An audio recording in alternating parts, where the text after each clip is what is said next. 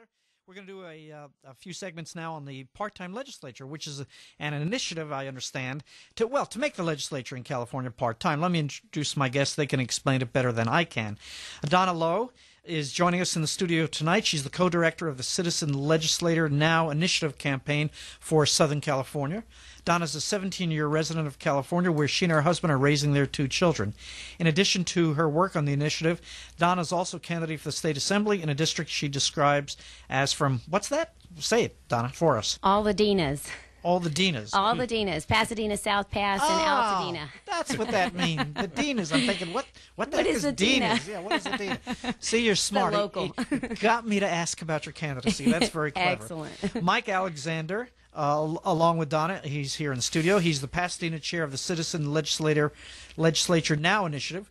When not advocating for a part-time legislature, he is an investment advisor, and no wonder he was listening so closely, and proud, more important to me, Marine Corps veteran. Thanks for your service. So that's You're welcome. Always humbles me. Hi. Some of you may know Mike as the president and founder of the largest Tea Party organization in L.A. County, the Pasadena Tea Party Patriots.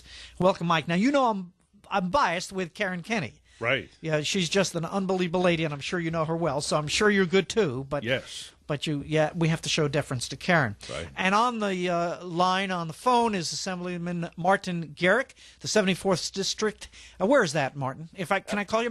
I should say Assemblyman. No, Martin's fine, and it's North San Diego County from Del Mar up to Oceanside and out to Escondido. It contains 9 of the 18 cities of San Diego County. You're the lucky guy. You're in San Diego, right? Yes. You don't have all the liberals here in Los Angeles County.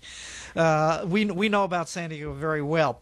Well, why don't I start by asking you guys, tell us about the initiative. Who wants to start with that?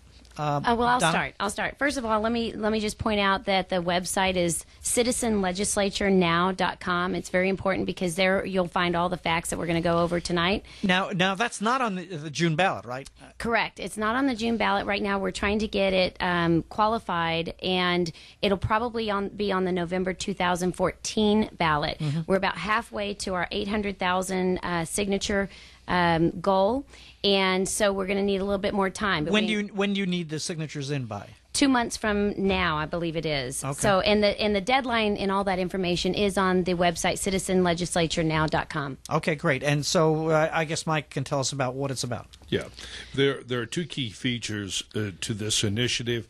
First, it deals with the timing of the legislature substantially reduces the number of days that the legislature is in session.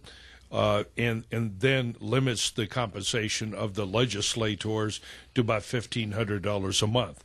But the second and probably the more interesting and compelling aspect of this initiative is the establishment of a biennial or a 2-year legislative cycle.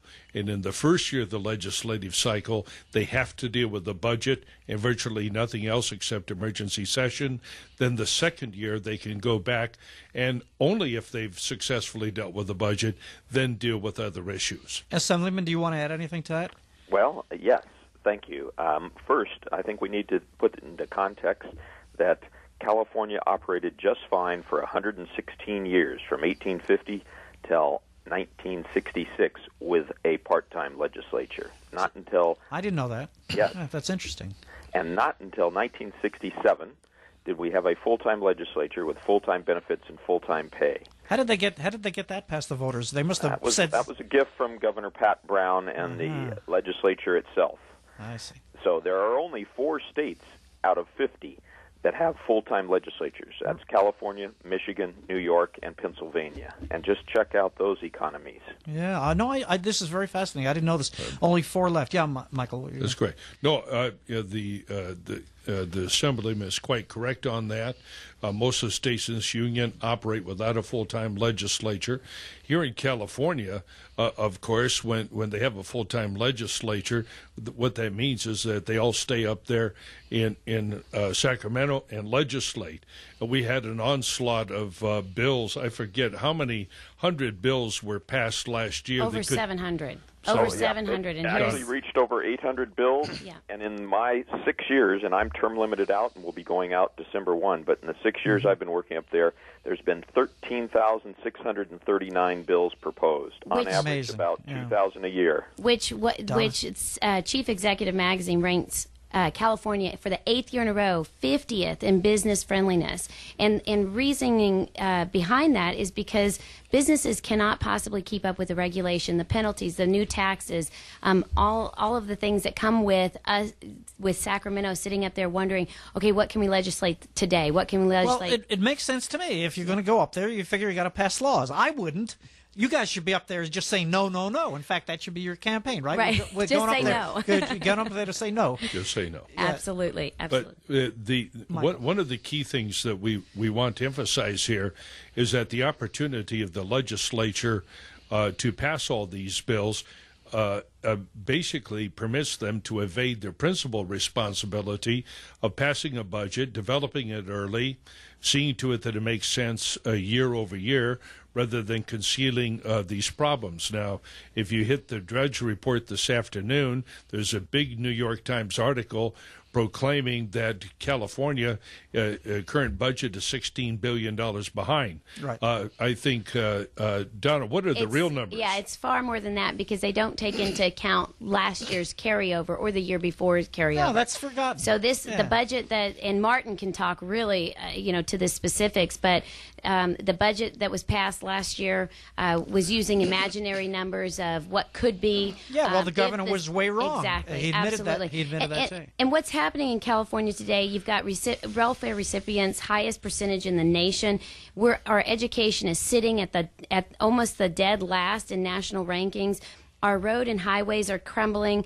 Like I said, we're ranked 50th in business friendliness, so we don't attract people to come here and start their dreams and create new ideas and be entrepreneurs here in the state anymore. And that's a big reason why I'm running for this seat as well.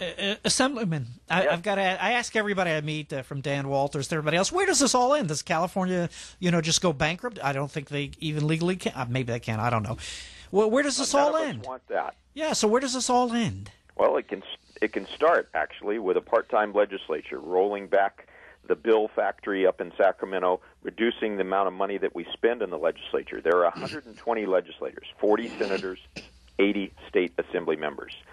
Take a guess, Mark, what we spend annually on 120 legislators and their staff. It's got to be millions of dollars, right? $256 million a year. We could do it for less than 50 and save $200 million. There's a place to start right there. That's why I'm supporting the part-time legislature initiative, and have also introduced a bill as of Friday, ACA, that's Assembly Constitutional Amendment 28, which also calls for a part-time legislature and follows in the same vein as the proposed initiative. Yeah, I can't imagine this thing, but I have to play devil's advocate. So when we get back from the break, well, maybe I'll start letting you respond to it now. I think, what do we have, about a minute left, Josh? I was with an assemblyman last week. I'll leave the name out. He didn't give me permission, and he said they could still pass a lot of laws in a few weeks, right? You do it now in a few weeks, assemblyman. That's for you. They could pass some, but with the limited time that both the initiative and the ACA prescribe, which is between 90 and 120 days the first year, the mandatory 2-year budget, and then coming back just for 30 to 60 days the second year, that would force you to prioritize what you're going to spend your time on and where you're going to spend the taxpayers' dollars. Then you'd have to go back and earn a living and live under the laws you made. Yeah, they have no idea. My friend Bruce Hurstonson pointed out, I think it was either David Crockett or Daniel Boone, they just expected to go to Washington for a little while and then come back. All of a sudden, especially for the other side, it's become a lifetime career. We'll talk more about this on the Mark Geisler Show.